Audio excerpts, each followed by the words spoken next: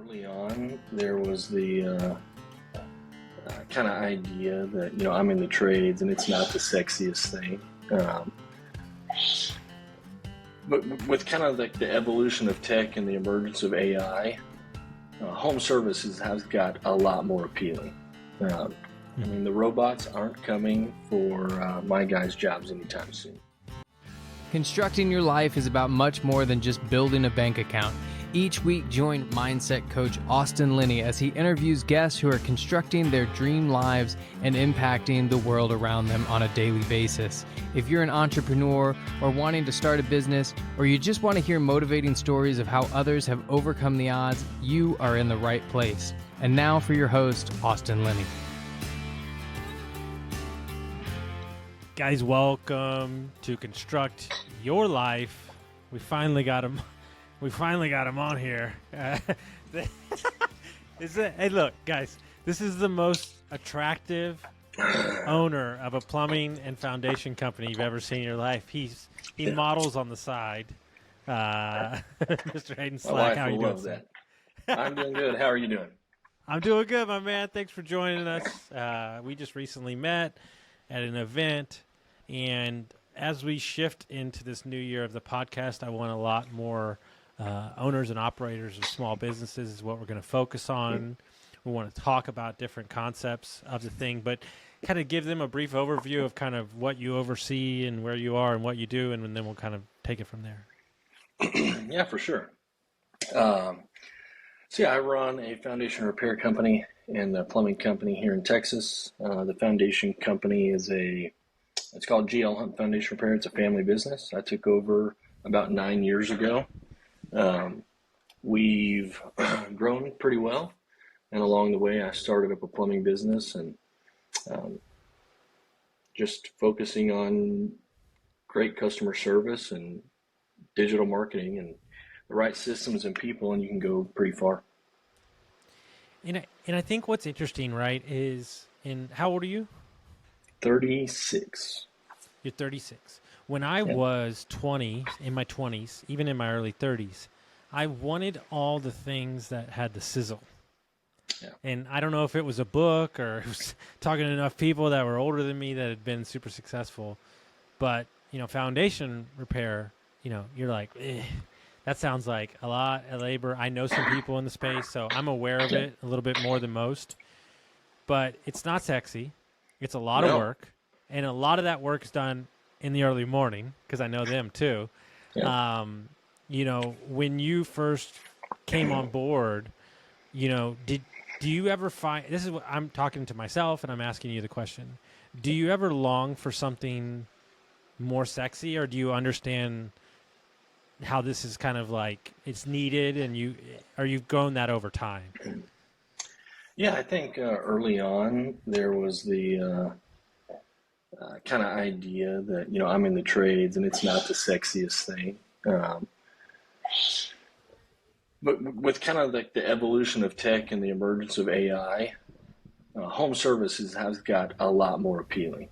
I mean, the robots aren't coming for my guys' jobs anytime soon.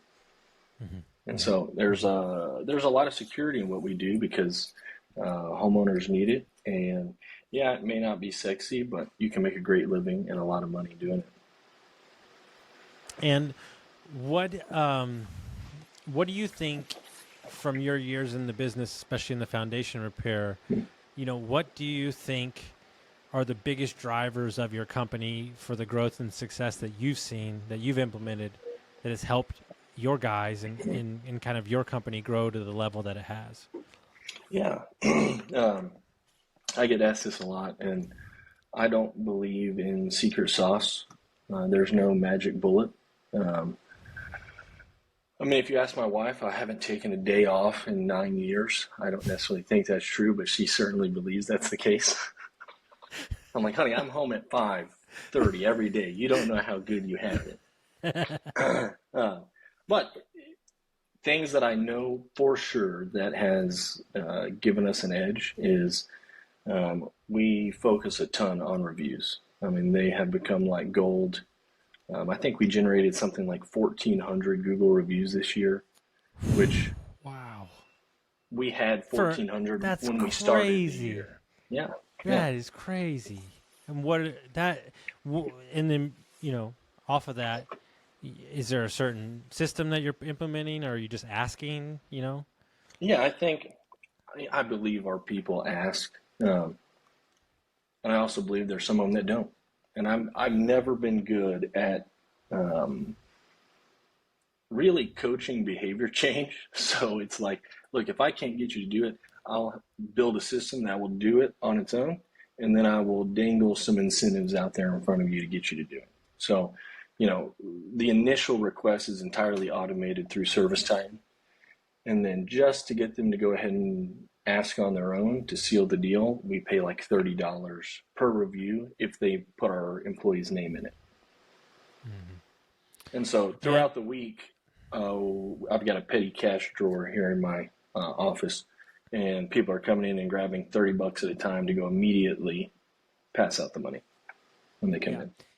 Guys, let me take a minute to tell you about my buddies over at Lead Hub, Ben and Aaron, the best humans I know. Not only are they amazing at marketing for trade companies, but Ben started his HVAC company in his garage, sold it for multi-million dollars. So when this guy talks, I listen. When we took over Dietz Mechanical, we had 22 reviews in 22 years. In 7 short months, we went from 22 reviews to 107. We went from a 4.2 to a 4.7. We tripled our Facebook presence, and we tripled our calls. If you're an HVAC, plumbing, electric, landscaping company, and you're looking for a no BS approach to marketing, you're looking for people who have done it before, you got to go to leadhub.net. And do you find, somebody was asking me about this today on Twitter, actually. Do you find that, let's say, there's never been bonuses at the company we bought. There was no incentives for them to work faster, quicker, more streamlined, efficient. And we've been implementing that. Do you find maybe some of the guys are on the fence, they're not on board, but they start seeing the cash in the other people's pockets, and then all of a sudden the attitude changes? They're like, oh, I can make some more money. Or is it the same guys that get it done every time? Or, like you said, behavior change? Yeah, I think from kind of the field sales staff, the $30 may not motivate them as much. Their motivation comes when we're in our sales meetings and we're communicating how often customers are calling in and asking for someone specifically because they saw their name in leads. But with the office staff, for sure, we offer that incentive both to our US based local staff and our offshore team in the Philippines. And that's a lot of reviews. That's a lot of reviews. Yeah. And what have you seen because of those reviews? What have you seen that happen? Has it ramped up the call volume? Has it ramped up the presence? Has it ramped up the leads? Like, are you seeing actual, ROI from that many reviews? Yeah, we were fortunate that I started focusing on it back in 2018 and built this rudimentary spreadsheet with all my competitors, how many reviews they had, we had. And we had like 35 reviews at the time. And, we made it our focus to get to first. And just about the time we got to first place in quantity of reviews, LSAs opened up to our niche. And so from the moment LSAs hit, we've been able to essentially rank first because so much of the algorithm has to do with review velocity and how many reviews you generate. So it absolutely has had a huge impact on reputation. So anybody that's listening, LSA is? It's local service ads. It's kind of the most recent Google variation from a marketing standpoint. Instead of charging us by the click, they charge us by the call. And it's tied into your Google business profile. And so the level of reviews not only matter, but how many you get per week or per day, is they following that as well too? Yeah, the way I understand it, quantity of reviews and review velocity also matters. Okay. And, we were just reviewing our numbers, right? And our marketing team's laughing because we're in the middle of nowhere. And he's like, he's like, don't show these numbers to anywhere else because I don't know how you're getting $2 per clicks. He's like, Oh, don't yeah. tell, yeah. He's like, don't show city guys. They're going to be so upset. Yeah. But what they're teaching me, and I guess, for me, I'm a sales guy by trade, sales and marketing, but I'm a just, hand-to-hand combat guy. Yeah. But what they're teaching me to do is to study zip codes with price per job / where did the lead come from. Like, it really is, if you have the data, then you can make moves instead of just whatever you're doing, right? Which I think a lot of business owners do, is they're just kind of out there, shotgun approach. And with the amount of information that ServiceTitan has, Google, I think you can get a lot more technical with your focus. As they would say, you could shoot the pistol first, then the grenade, not the grenade, then the pistol, right? Yeah. Is the kind of the analogy. Yeah, and we've done that with, one of the tools I've used to kind of gauge two things. How big are we relative to our competition? And where is the work at? Is I've subscribed to a database. They aggregate permit data at the city level all across our service areas. And so within the permit data, we can see the contractor to do the work, the home, the address, and you can do some data analysis real quick and find out the best places across our service area for foundation repair and how much work we've done compared to our competitors. And do you, because I know I've spent a little time with you, and I would say if I had to guess, you're a little bit competitive, probably a lot competitive. Yeah. But do you? I mean, obviously, you want to win because it's your team. You're supporting your team. Yeah. Do you use kind of your competitors and kind of their presence? Do you find it nice for something to chase after instead of just being out there like? Because the foundation business, like there's small guys, and I don't, maybe I'm off speaking, and there's big guys, right? I don't know, maybe I'm wrong. Is there a lot of middle guys, or is it like there's some monsters, and then there's like kind of the one-man crews? Yeah, I mean, it still is incredibly fragmented. Private equity has been late to the game. I mean, they've gone after the traditional trades heavily and are just now starting to focus on foundation repair. There are big guys, but they are not big, comparatively speaking, to the Hoffman brothers. There's not a foundation contractor in the nation who's a single market $100 million company. Okay. But yeah, so there's some market leaders, no man's land, and then a army of Chucks in a truck. Mm-hmm. And so it's kind of a no-brainer, right? So, kind of move for you was to get into plumbing. Did you start from scratch? Did you buy an existing company? How did you do that? Yeah, so half on accident.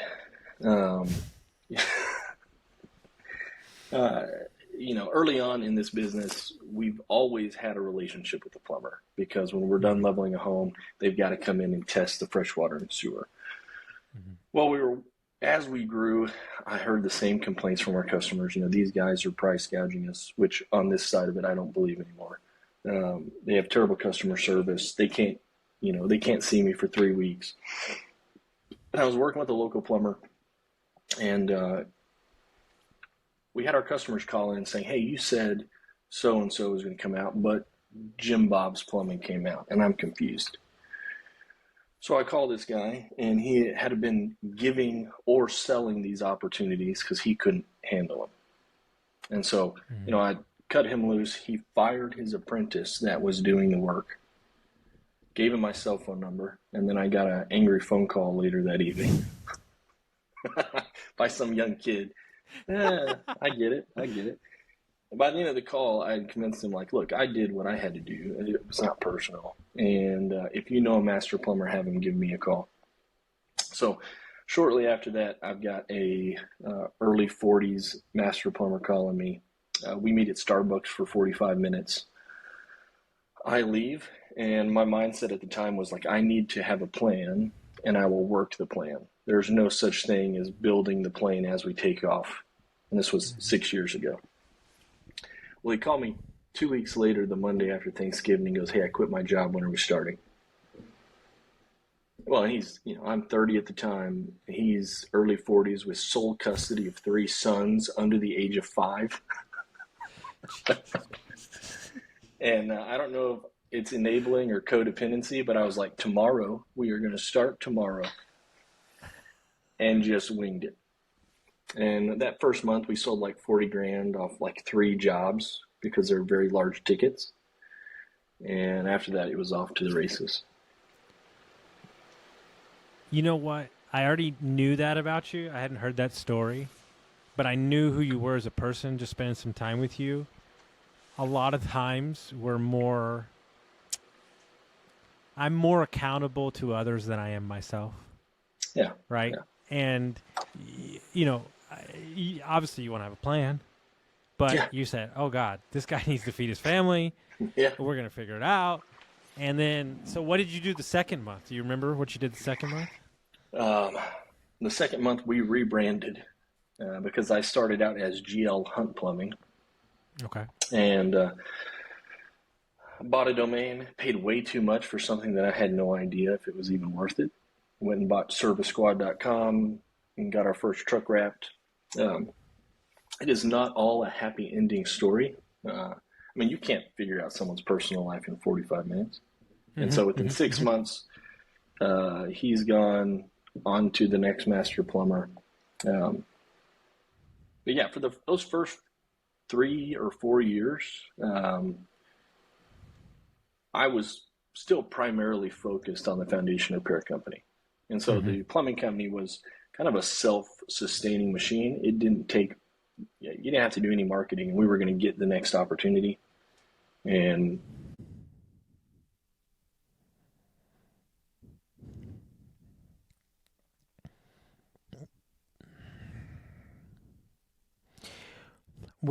how long did it take for you to take it like seriously, where you started like putting some of your effort towards it?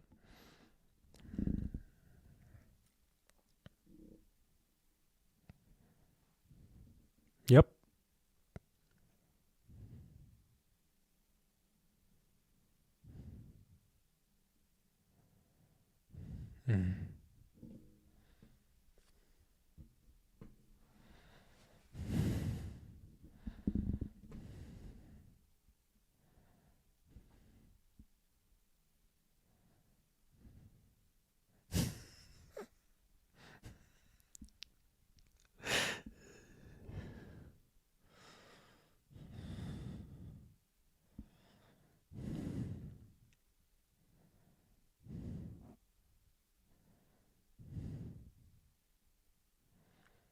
Oof.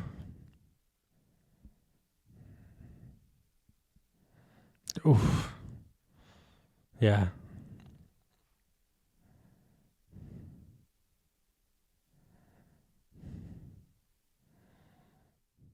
Mm.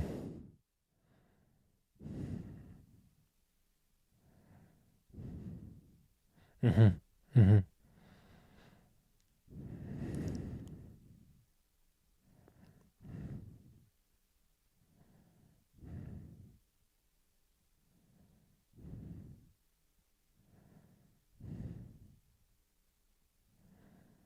Mm-hmm.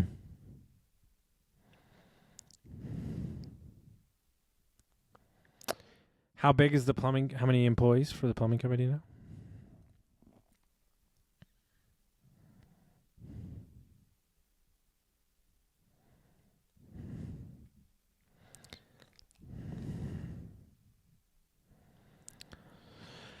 So I'd be interested to get your take. Ever since I went to that event and hung out with you and Nate and some other people, kind of just spent some time. It's been a year for me too. And everybody will find out more about it later. I've changed my viewpoint on a lot of things. And I think a lot of times as a business owner, I think we run, especially me, I run really quickly. And business by its nature needs some time to kind of grow. organically or forced through, adding more staff or whatever it be. But it's like, nobody talks about like just growing a good business anymore. Everybody talks about, oh, I want 20 companies and I want to be $100 million. It's like, how about you like see your family and like make sure the bills are paid and like not have a fucking nervous breakdown every other week? Like, maybe because I had some panic attacks in the last couple of weeks. Like maybe my mood's changed a touch, but there is something to be said to like build a good business, right? Like I just love to get your take on kind of your temperature for like small businesses and growing the trade, which is specialized and does take some time to kind of like train everybody up.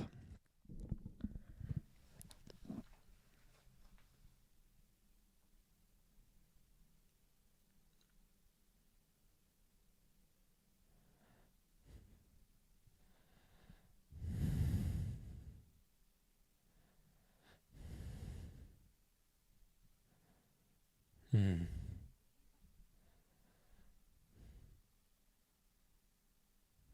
Mm-hmm. Mm-hmm.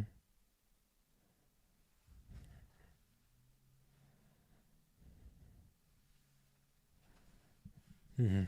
Mm-hmm. Mm-hmm.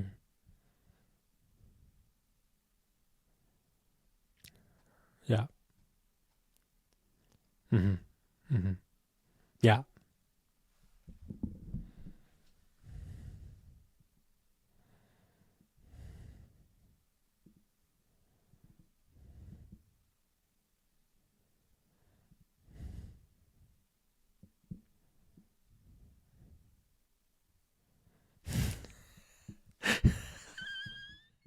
I don't know, man. I'm a little older than you. I just turned 41. But what I'm trying to wrap my head around, right, is when I was growing up, and I'm being so serious, it's ridiculous. Okay, when I was growing up, 75 grand making a year was like a great job. Like that was like, damn, homeboy's killing it. And now all of a sudden, everybody wants to be a fucking millionaire. And I'm just like, how about you just like make 250 grand a year and like see your kids like, I don't know, once a week, like, and then like let that thing grow and get the right person on the bus and like we've shuffled some people around in the last couple of weeks, and I can't tell you how amazing it is to have the right people on the seat and the right motivation and the right alignment. And it's like, okay, now we can go to 8 to 10 million. Now we got the savages. We got the right people with the right motives. And before that, and I noticed a pattern in my life, sheer force was my momentum. But what I realized, when your staff gets above 40, you only got so much force. So, yeah, it's too big of a ship to move, right? And so, but I do want to talk about it because I'm sure it's a tricky game. This is your father-in-law, right? With the founder. Okay. So how is that dynamic? Being the brought in son, and having to earn your stripes and that, which I'm sure is a rough and tumble group of people.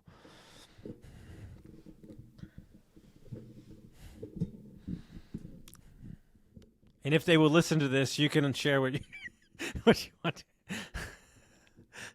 Yes.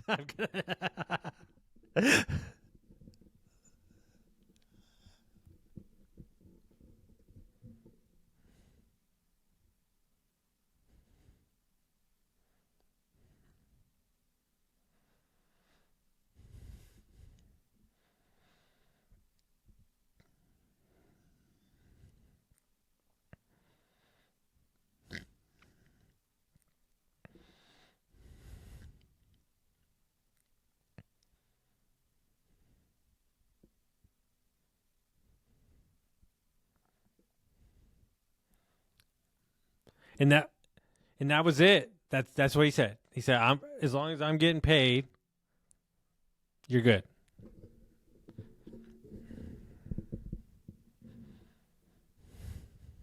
Mm-hmm.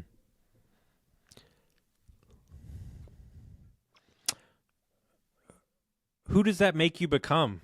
Who does that make you become, though, as a person? Meaning you. What has it done to you? Because that's a hunt. That's a hunt mentality, right? It's not like, hey, that's is a produce, execute.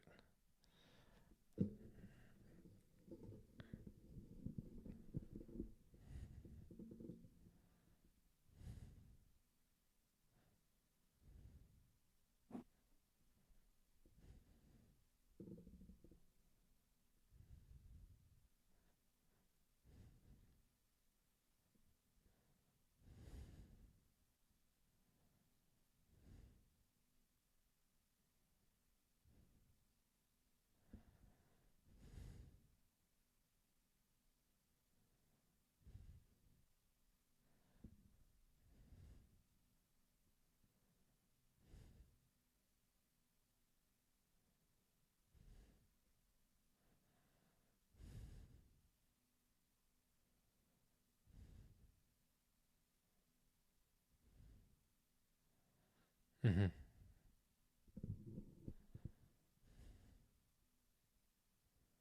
Mm-hmm.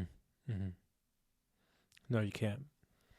And how I would imagine there's people a lot older than you that work there, maybe in upper management or even running groups.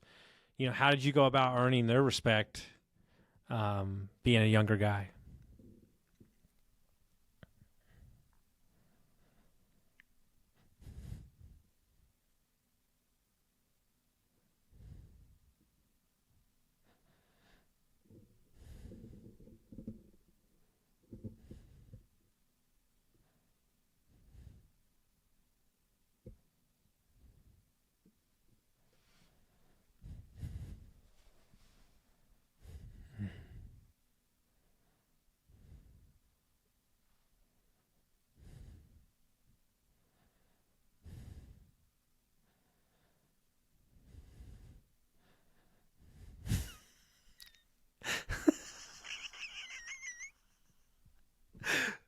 I mean, dude, I don't know if I told you this story. So, you know, here I am, just trying to figure out how to do change management, and never been to Pennsylvania a day in my life. And I come out here, and one of the older techs, like runs the commercial side, was like, why don't you come out to my house, sit on my porch?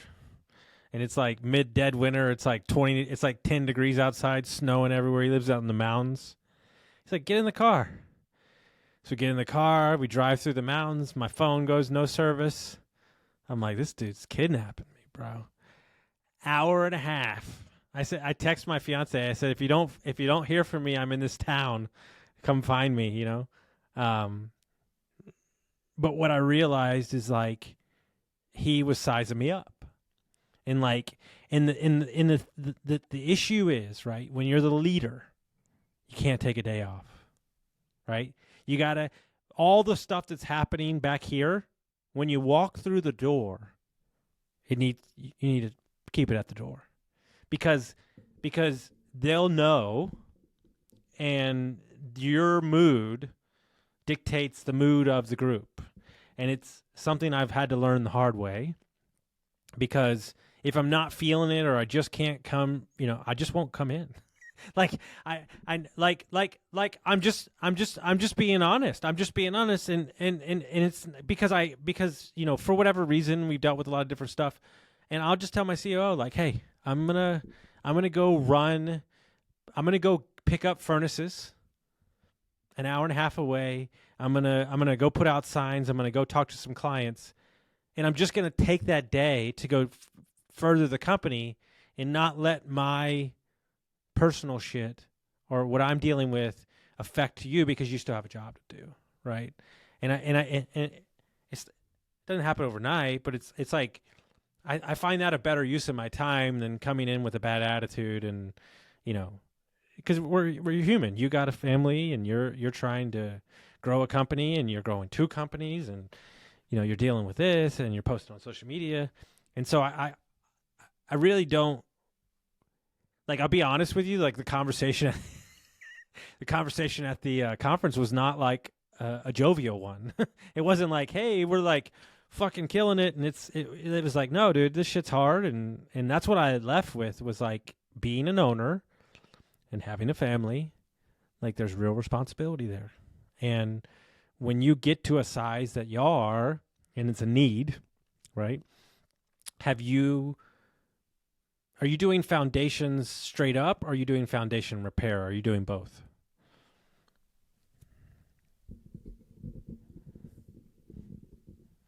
Okay.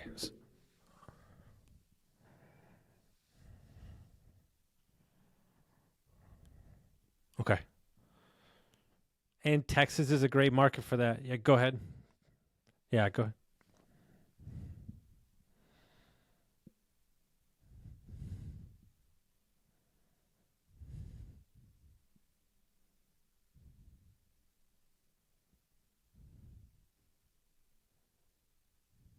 Mm-hmm. Mm-hmm.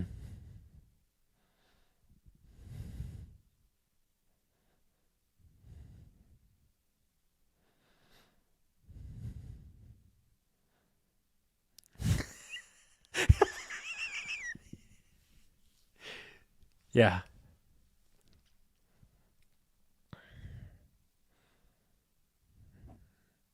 Yes.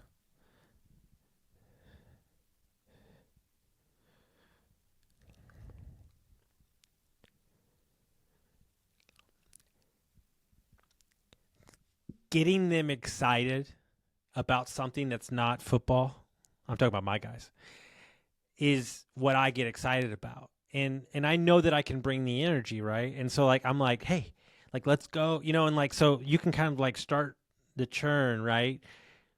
And I agree with you, like you it's the stuff as an owner you don't think is a big deal. It's a really big deal. And if you miss it, you're gonna hear about it.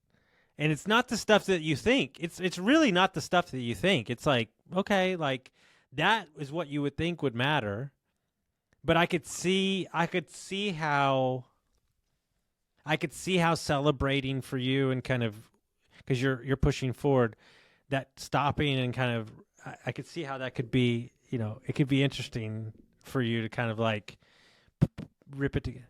Yeah. And how do you do you just understand that it's for them, right? And it's like I need to like give it. I need to give it to them. Mm-hmm. Mm-hmm. Mm-hmm. And in the years of starting the plumbing company and growing this, what is your advice to anybody out there that's looking, they're in a job or they're thinking about buying a company or they're thinking about buying number two? What's your advice to them?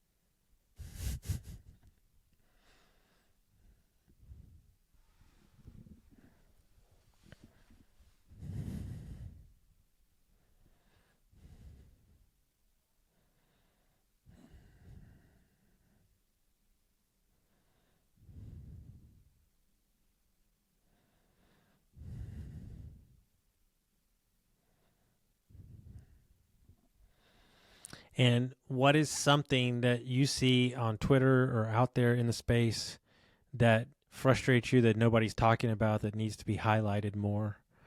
Um,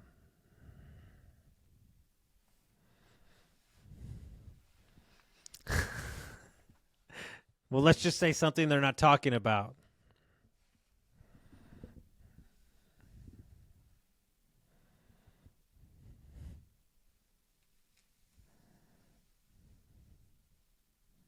Mm-hmm. Mm-hmm.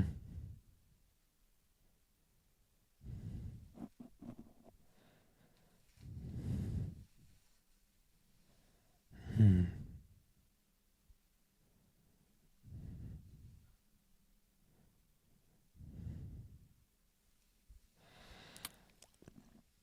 And for you, headed into the new year, what is something skill-wise or like trait-wise or like behavior-wise that you're trying to work on as a person, whether it be your personal or your business life?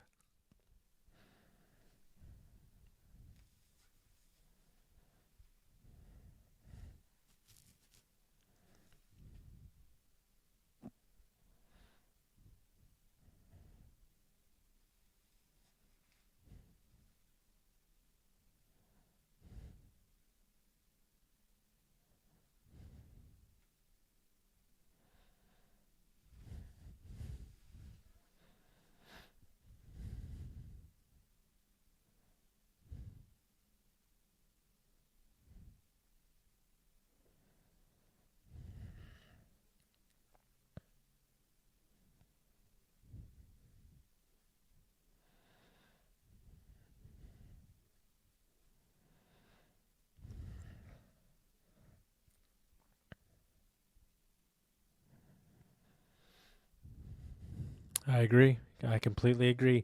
If people want to track you down, they want to follow your journey, how would they do that?